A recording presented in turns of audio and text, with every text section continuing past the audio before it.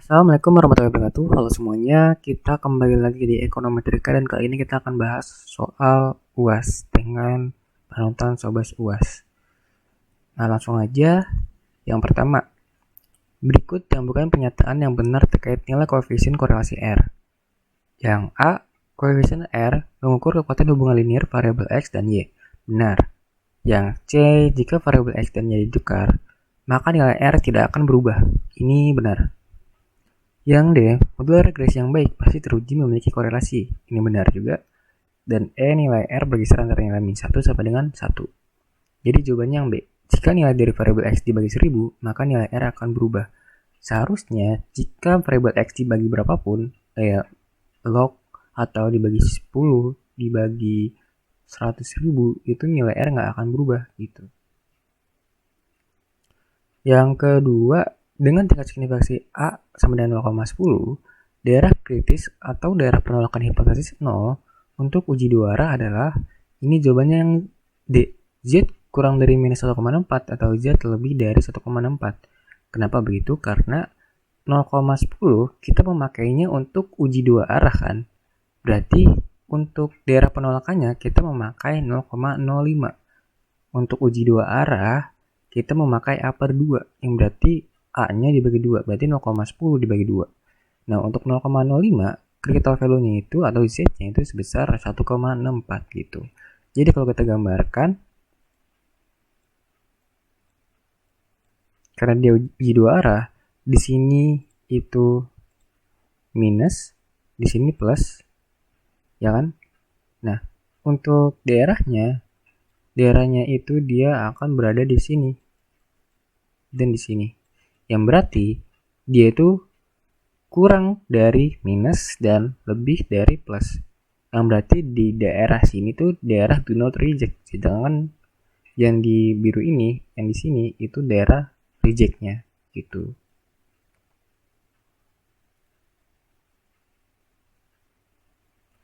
Nah, selanjutnya, manakah pernyataan yang tepat di bawah ini yang menjelaskan hubungan antara significance level, critical value, test statistik, dan p-value? Nah, kalau yang A, nilai critical value sama dengan p-value. Ini salah. Nilai tes statistik ditentukan oleh nilai significance level. Salah, ini punya rumusnya sendiri. Yang C, significance level menentukan p-value. Ini salah karena significance level punya ketentuannya sendiri. Dan D, p-value diperoleh berdasarkan nilai tes statistik. Nah, ini benar. Yang E, critical value diperoleh dari perhitungan 1 min p-value. Ini salah. Berarti yang benar itu yang D. Terus nomor 4. Untuk nomor 4 ini kita akan bahas di Excel.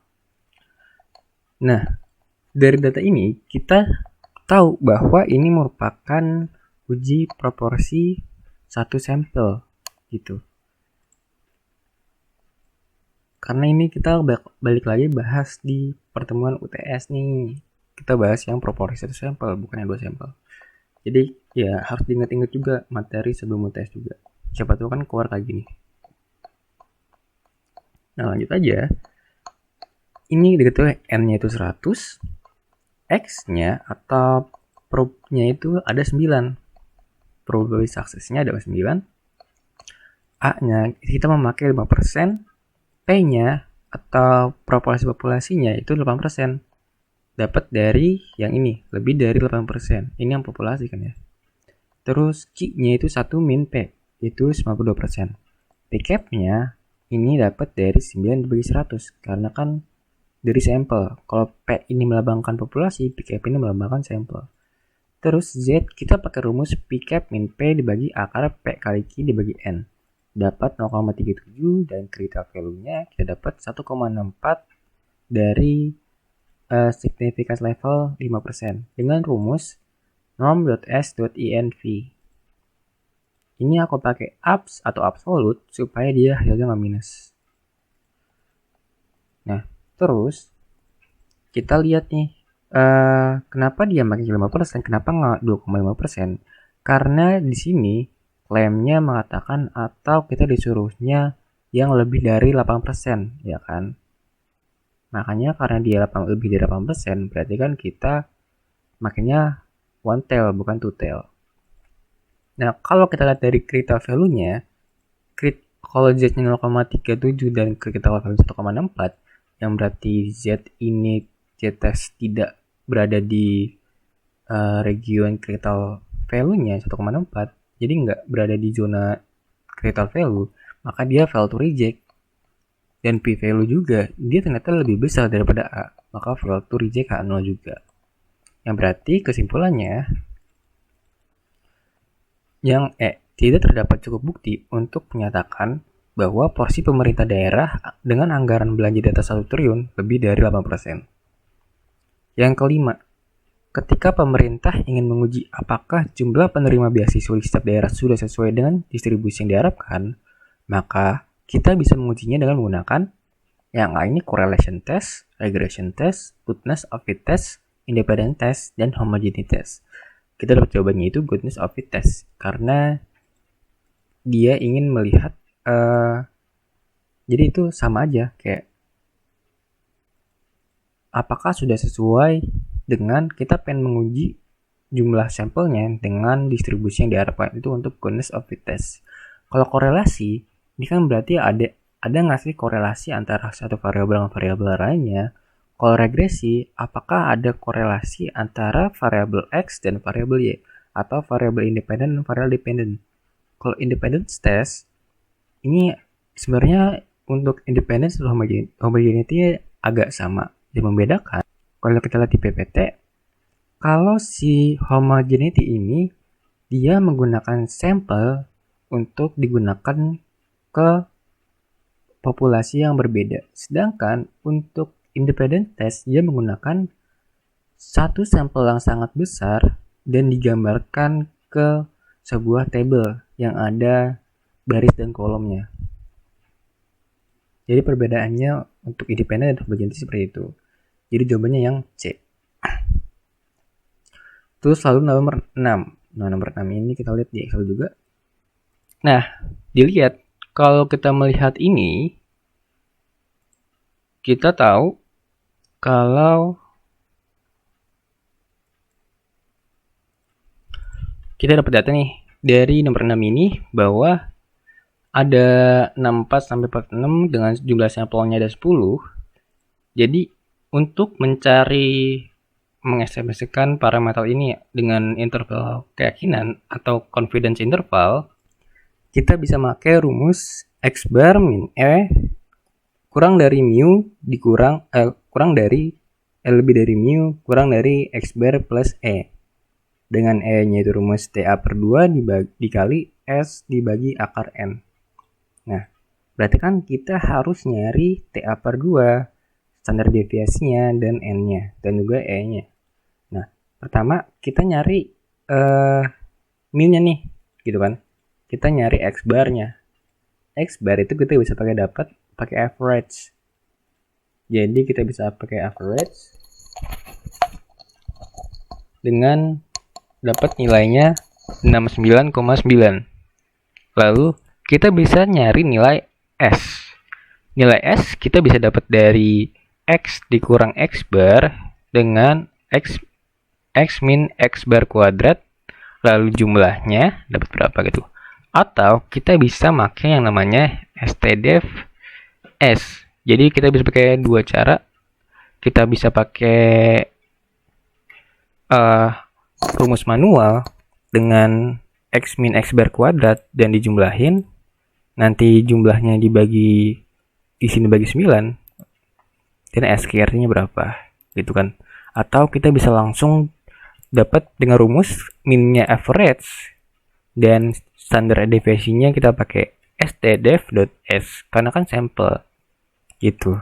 Nah, lalu kita nyari TDIS atau TA per 2-nya. Nah, TA per 2 kita bisa pakai rumus ini kan 0,05. Jadi kita bisa pakai rumus nih.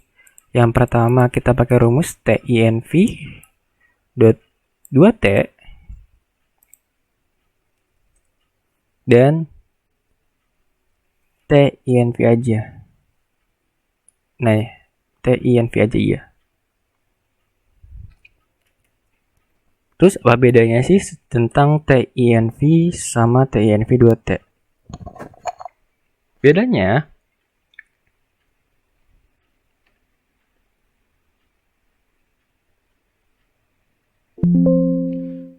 itu sebenarnya hasilnya sama kan? 2,262 juga. Bedanya itu kalau kita jadi bedanya itu dia di penggunaan Wentel dan Tutelnya. Kalau dia Tutel, kita makanya 2T. Kalau dia Wentel, kita makanya TINV aja. Dengan dengan nota di mana? Catatan. Kalau kita pakai TINV 2T, A-nya kita pakai 0,05. Tapi kalau kita pakai TINV biasa, kita makainya A per 2 gitu. Jadi biar nggak itu kita makan ini aja ya. Biar kalian nggak bingung juga. Jadi kalau kita pengen nyari TA per 2 nih. TA per 2 ya. Ini TA per 2 nih. Kita makanya TINV.2T itu aja. TINV.T untuk khusus buat tutel. Pokoknya tutel kita TA per 2 kita nyarinya dengan TINV.2T. Jadi 2,262 dapat dari TINV.2T probability-nya 0,05 dengan degree of freedom-nya n-1. Terus kita nyari margin of error-nya dengan rumus TA per 2 dikali S dibagi akar N. Nah, ini dapat tadi TA per 2-nya itu 2,262 dikali 19,42 dapat dari rumus STDF atau rumus manual.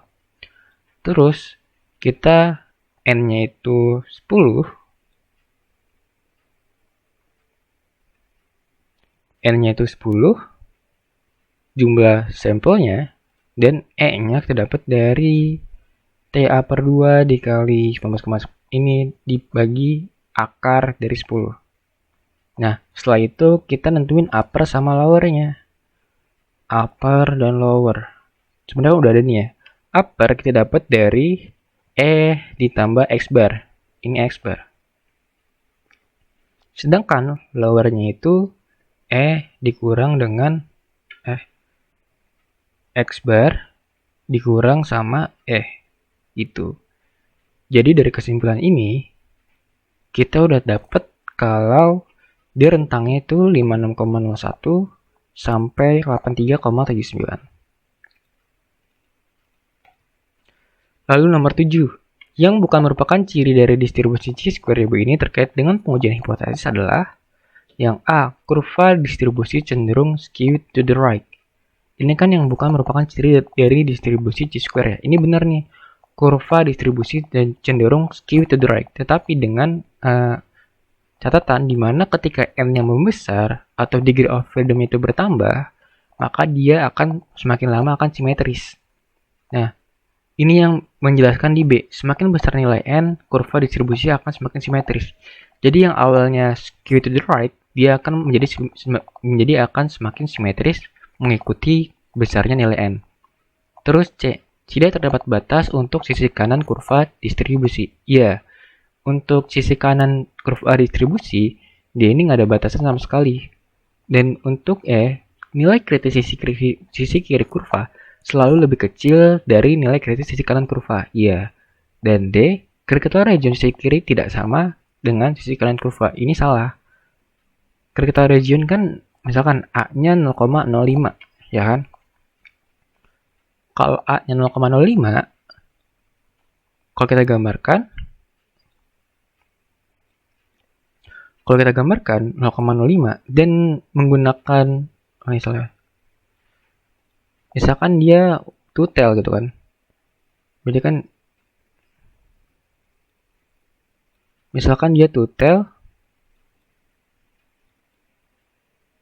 maka misalkan begini, gambar jelek banget. Kita gambar di sini nggak bisa. Kita gambar di sini, nah dia kan skew to the right ya. Nah, misalkan dia tutel, kita pakai 0,05, berarti kan kita pakai 0,025. Yang berarti dia bakal di sini dan di sini.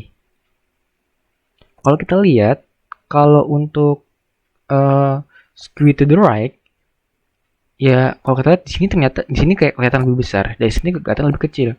Tetapi untuk critical region ya 0,025 di sisi kiri, minus 0,05 di sisi kiri, dan positif 0,025 di sisi kanan ini critical region ini sama besar. Gitu. Jadi sisi kanan sama sisi kiri untuk uji hipotesis dua arah, D ini critical region-nya sisi kiri dan sisi kanan ini sama. Makanya yang bukan merupakan ciri dari distribusi T-square itu yang D.